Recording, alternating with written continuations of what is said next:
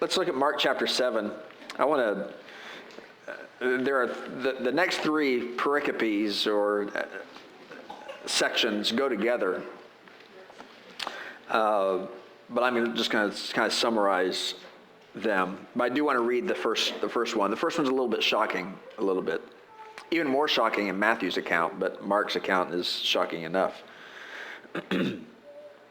Verse 24, Mark chapter 7, verse 24, and from there he arose and went away to the region of Tyre and Sidon. This is two major cities on the coast. They're both notable Gentile cities. Now, they're also notable because they're kind of like, well, they're not, I think it was Josephus who called the Tyre and Sidonians bitter enemies of the Jews. And they just didn't get along with the Jews at all. But Jesus went away, and probably went away perhaps to just kind of take a vacation, perhaps get away, get some rest. We don't know for sure. Mark doesn't say. But he entered a house and did not want anyone to know, yet he could not be hidden. So the fact that he didn't want anyone to know tells us he was probably seeking out rest, but couldn't be hidden. If you remember back in chapter 3, I believe. Yeah, back in chapter 3, verse 8. Chapter 3, verse 8, where Mark describes where people all came from to see Jesus, that large crowd. It includes Tyre and Sidon. So there were people from the area who knew that Jesus was a miracle worker and a healer. And so when someone recognized him and said, "Oh, that's the Galilean, that's Jesus," and so the word starts to get out. And as it does, immediately a woman whose little daughter had an unclean spirit heard of him and came and fell down at his feet. Now, as we read through the story, it's really important, as was this morning when we talked about the whole Jewish-Gentile division and washing the Gentile off of the disciples. Jesus is leaving the Jewish area. He's in the area of perennial enemies, encountered by a woman who has a daughter with an unclean spirit. I mean, this is just about as bad of a situation it would get for a religious Jew. The woman was urgent. She fell down at his feet. And Mark notes, now remember, Mark's writing to Gentiles, right? This gospel is written to Gentiles. So he notes, writing to Gentiles, now the woman was a Gentile, a Syrophoenician by birth. Now that's a large geographic area, so we don't know exactly where she was from, but that they would have understood something about that. By the way, Syrophoenicia would include Africa as well. That's just a large swath of land, of Gentile land, that she was identified with that general region. And she begged him to cast the demon out of her daughter. And we would expect him to say something like, go, your daughter is healed, right? Or you bring her to me and let me, lay my hands on her and she'll be healed. Or here, touch my garment and she'll be healed, or something, right? Instead, he's harsh, a little bit harsh, or it might seem. Let the children be fed first, for it's not right to take the children's bread and throw it to the dogs. Ooh, and Matthew's even gives more. Children means Jews. Dogs means Gentiles here, all right? Jesus is saying, I didn't come to do miracles for you. I came to do miracles for the Jews. And you dogs can just pick up the crumbs. How many agree that's pretty harsh? What Jesus is doing, though, is he's using rhetoric. And she recognizes this because of her response. That's how we know. We see it and we're like, whoa, Jesus, wait, that's... So it's a little bit of, and again, I have to be careful with sarcasm. I think Jesus used sarcasm, but remember, he's God. You're not, and I'm not, all right? So we have to be careful in our use of sarcasm. But I think he's saying this rhetorically because he knows, as this woman knows, and as his disciples would know, that that the Messiah is coming for the Jews, not for Gentiles. That they have no claim to the Messiah. And so the disciples are probably thinking, yeah, that's right, you tell him, Jesus. Or you tell her, Jesus.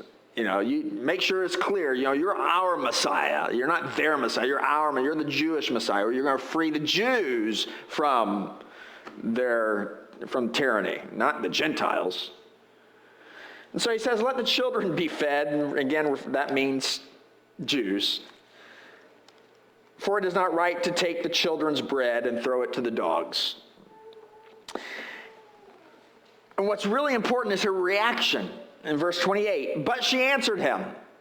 So there was probably something in his tone. There was something that he was, of course she was desperate, but she didn't take that as, get out of here, I don't have time for you. She took that as, and probably we don't get the tone of his speech here, but her reaction was not of, oh, I'm so offended. Never mind my need. I can't talk to you, Jesus. I'm just offended that you would put me down. Right? She didn't, none of that. She saw it as an opportunity to engage with Jesus. In fact, she started reasoning with Jesus, right? Her response was to reason with him. And that tells me that she understood Jesus to be saying this rhetorically, not to just dismiss her and actually put her down. And so she answered, yes, Lord, but even the dogs under the table eat the children's crumbs. And his response then, he said to her, for this statement, for your clear reasoning and your clear faith, really, you may go your way. The demon has left your daughter. So she went home and found the child lying in bed, and the demon was gone. Now, the reason this story, the next story, and then the next story, these three stories all we have to treat all of them together, all right? So keep in mind from this story that Jesus said, all right, finally, you can have the crumbs. All right, let's go to the next story. Jesus heals a deaf man. So they returned from the region of Tyre and Sidon. They went to the Sea of Galilee, into the region of Decapolis. We've been there before, right? Remember the Decapolis? It's a region of 10 cities. It's Gentile. That's where we were last Sunday night, where this very frightful man possessed with 2,000 demons came running at Jesus at night. Verse 32, and they brought to him a man who was deaf and had a speech impediment. They begged him to lay his hand on him. And taking him aside from the crowd privately, he put his fingers in his ears, and after spitting, touched his tongue, and looked up to heaven. He sighed and said to him, Ephphatha, that's Aramaic for be opened. And his ears were opened, and his tongue was released, and he spoke plainly. Jesus charged them to tell no one, but the more he charged them, the more zealously they proclaimed it. And they were astonished beyond measure, saying, he has done all things well. He even makes the deaf hear and the mute speak. Now, how does this story relate? Well, first of all, we see that he's left Tyre and Sidon, but he continues to travel within Gentile areas.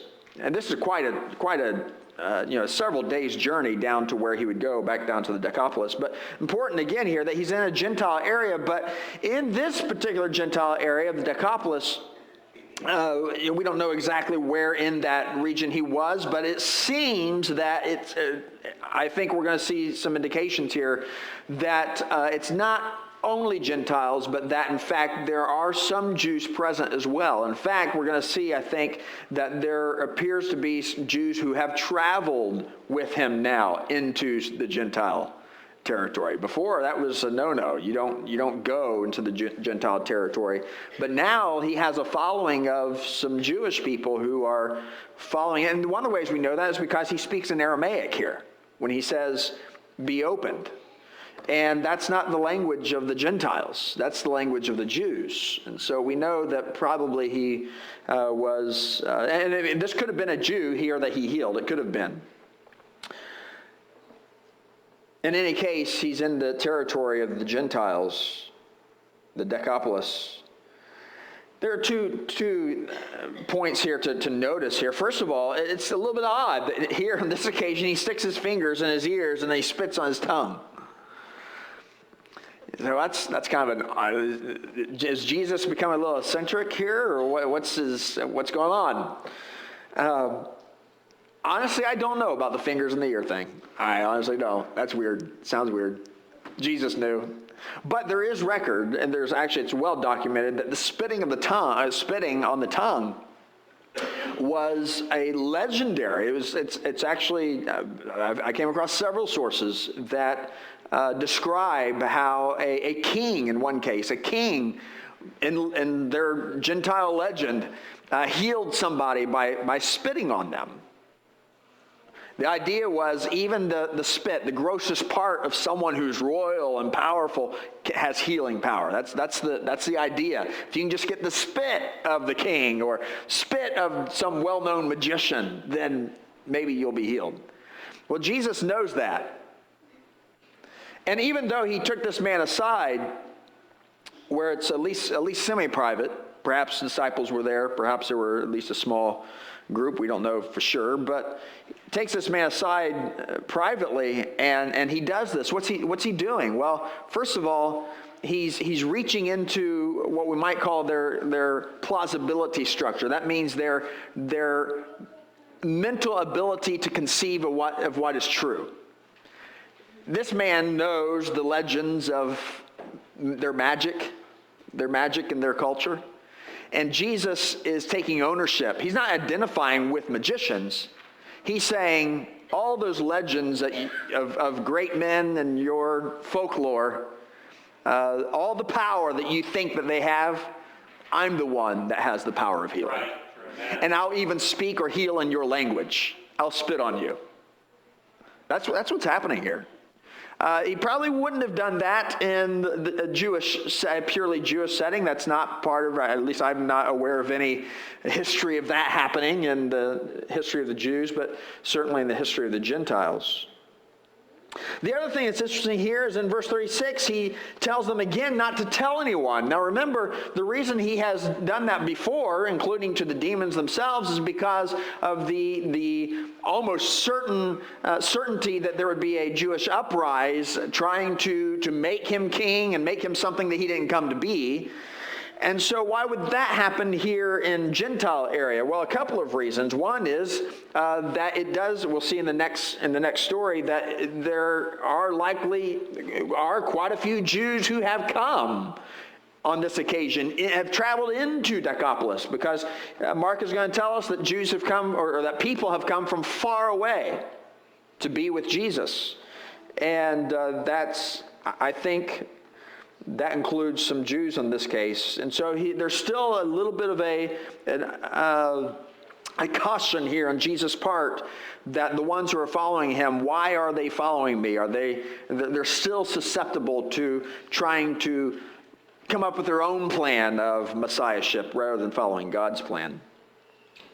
But nonetheless, it doesn't work, as we saw that it didn't in other places as well. It says, the more he charged them, the more zealously they proclaimed it.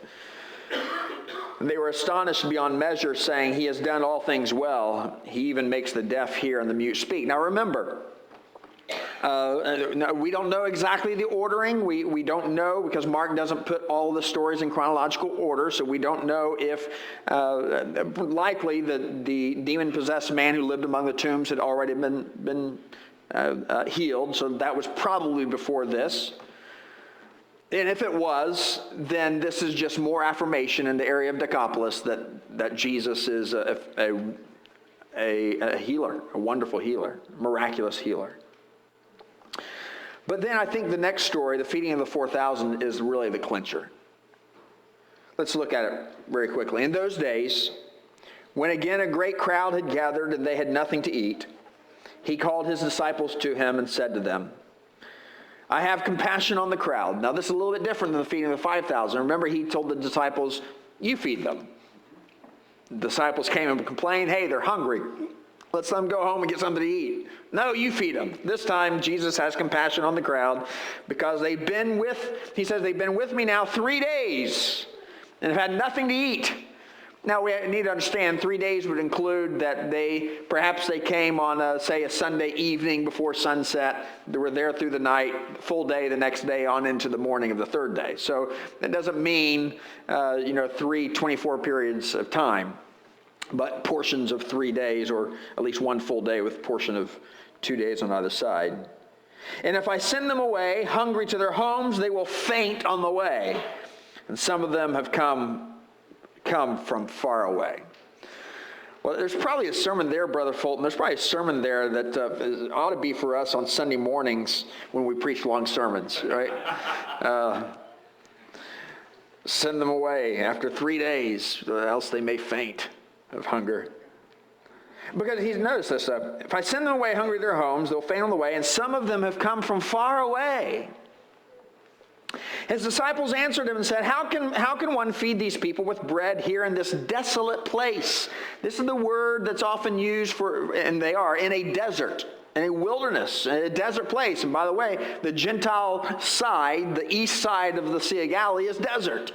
Very barren. It's not the green, lush palm trees that you have over there where we were this morning in Gennesaret. It's not the green area of where the Jews live. So how can we feed them in this place? There's not even a fruit tree where we can get something for them. And he asked them, how many loaves do you have? And they said, well, we have 7. So he directed the crowd to sit down on the ground. He took the 7 loaves, and having given thanks, he broke them. He gave them to his disciples to set before the people, and they set them before the crowd. And they had a small fish.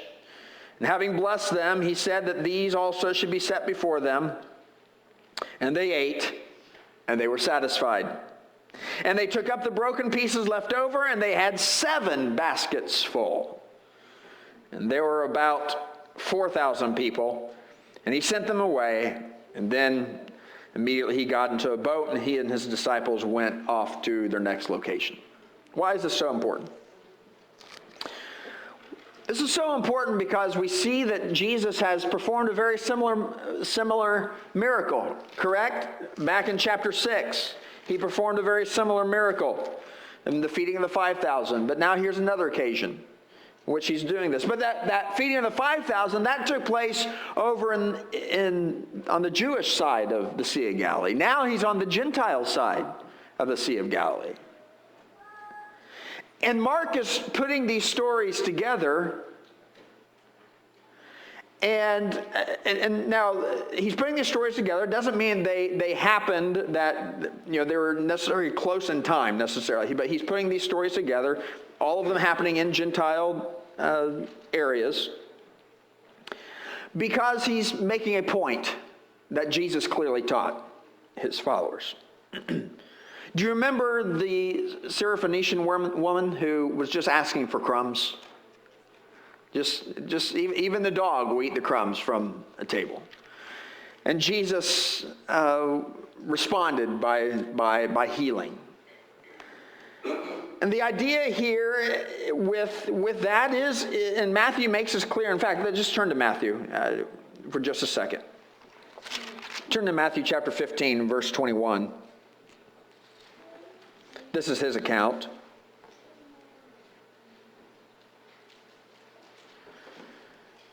In Matthew chapter 15, verse 21, Jesus went away from there and withdrew to the district of Tyre and Sidon. Behold, a Canaanite woman from that region came out and was crying, have mercy on me, O Lord, Son of David. My daughter is severely oppressed by a demon. But he did not answer her a word. So Matthew says at first he didn't even answer her. And his disciples came and begged him, saying, send her away, for she's crying after us. Remember, I told you, in Mark's account, I told you, and the disciples are back here probably saying, yeah, you tell her, Jesus, Well, Matthew at least says that they were saying, get rid of her. Send her on her way. She's crying. She's annoying us. And she's a Gentile. And he answered, I was sent only. He answered to her, I was only sent to the lost sheep of the house of Israel. But she came and knelt before him, saying, Lord, help me. And he answered, it's not right to take the children's bread and throw it to the dogs. Well, Mark said that, remember? And then she replied, she said, yes, Lord, yet even the dogs eat the crumbs that fall from their master's table. Then Jesus answered her, O woman, great is your faith. Be it done for you as you desire. And her daughter was healed immediately. This, by the way, is the first time Mark records a healing without Jesus being present or touching the person or interacting with the person. It's a newfound authority that he can just speak and something can happen somewhere else where he's not even there. I think what's phenomenal about this collection of stories here, including the middle one where the deaf man is healed, is that we move from a Gentile who reluctantly, okay, I put that in quote marks because Jesus was happy to heal her daughter. But in his rhetorical fashion, reluctantly gives crumbs to a Gentile woman. But by the end of the three stories that Mark, the series of stories that Mark gives us, he is breaking the bread and multiplying until there are 7 baskets remaining. And he's doing this for Gentiles. It's no longer just, you can have the crumbs that are left. It's, no, you can have it and I'll multiply it for you. And not only that, but Mark's very deliberate to acknowledge that this is taking place in the desert. And there are some Jews present who've come from afar. And don't you think that they're going to think back to the God who provided for their fathers and their mothers back in the wilderness? When they just wanted some crumbs, and God said, I will give you your daily allotment every single day. Manna will fall from the sky, and I will feed you, and you will always have enough. What Jesus is doing through these 3 stories here is he's breaking down a wall. Right. He's teaching his disciples something. They have in their mind that, salvation's from the Jews for the Jews. And Jesus affirms that salvation's from the Jews. He does affirm that. Salvation comes from Israel. But it's not only for the Jews. Right. It's for the nations. Praise God. When we follow Jesus, he always leads us to overcoming those limitations, and those boundaries, those walls, those barriers that people would set up and say, well, there's certain qualification that you have to be a recipient of the bread of life. But you know what? Jesus, he broke down every single one of them. He didn't just break them down. I mean, he burst them. He burst through them. He tore them down, and he started breaking the bread. Praise God. This comes up again. This whole scenario comes up again. We're going to skip the next couple of verses. We're going to go to verse 14 of chapter 8. It says, now they had forgotten to bring bread. Speaking of the disciples, they had forgotten to bring bread. They're out in the boat. They let Jesus know. Of course, he takes an opportunity to teach them. But just skip down to verse 17.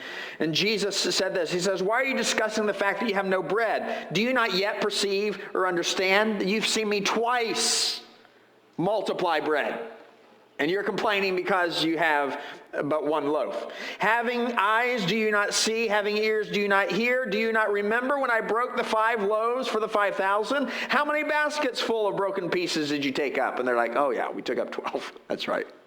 We forgot. People do funny things when they get hungry, don't they? It's like all memory's gone. They're focused on one thing, right? Or maybe it's some other appetite that people have. Maybe it's not appetite for food. Maybe it's appetite for something else. And you feel like, I just don't have what I need. My need's not met. And we get so focused on that one thing that we forget what God has provided.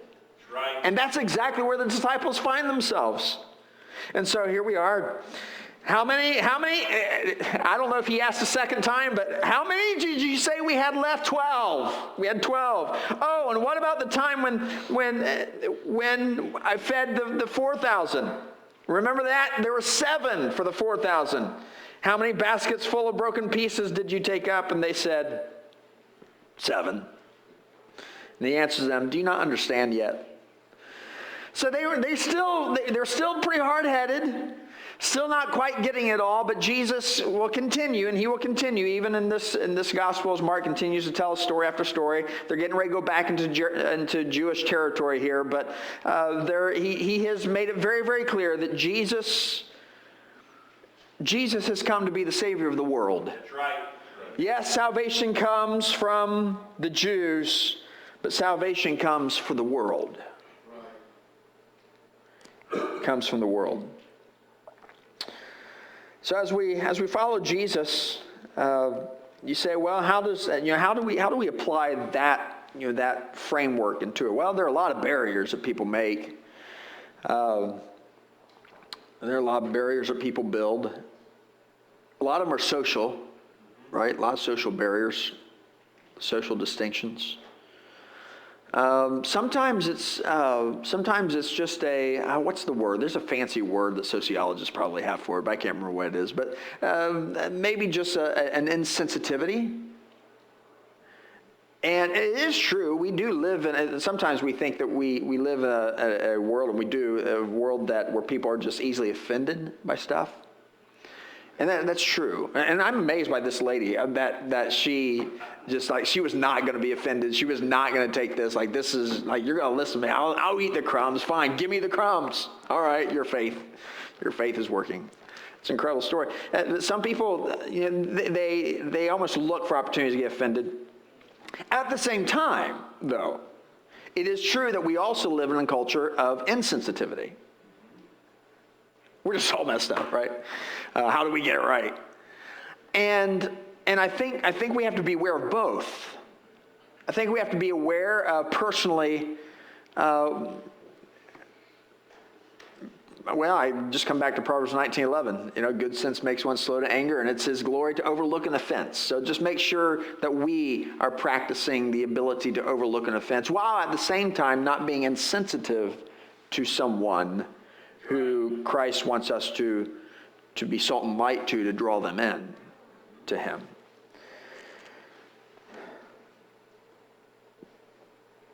And so Jesus moves from the crumbs to 7 baskets full. Isn't he an amazing God? Amen. Isn't that awesome? There's a lot to love about Jesus, and so much more than what we've even discovered as he continues to reveal himself to us. Let's follow him. And at this point in the story, we're just over the halfway point in Mark's gospel. And at this point, the disciples they're growing. They're growing. But they're finding themselves in some challenging places, and it's only begun. It's only just begun. And we face the same thing. How far will you follow Jesus? Are there places where Jesus would have taken you if you had just had ears to hear? God help us. Nice to see. Or is he still dealing with us perhaps like he did the Corinthian Christians, where Paul said, you know what? Long ago you should have been eating meat, but you're still drinking the bottle. I'm sure that's true in my life. I'm sure there are places that Jesus would have, the things that we, could have, maybe even people who I could have prayed with that I wasn't sensitive to even be aware. I was too focused on my one loaf of bread that I didn't have enough, or whatever it may have been. Right? God help us to be followers of Jesus, to have ears to hear. Would you stand with me? Father, thank you for your word. Would you plant it in our heart, and would your Spirit bring forth fruit from that implanted seed of your word for your glory and for our salvation? We pray in Jesus' name. Amen. God bless you. You're dismissed.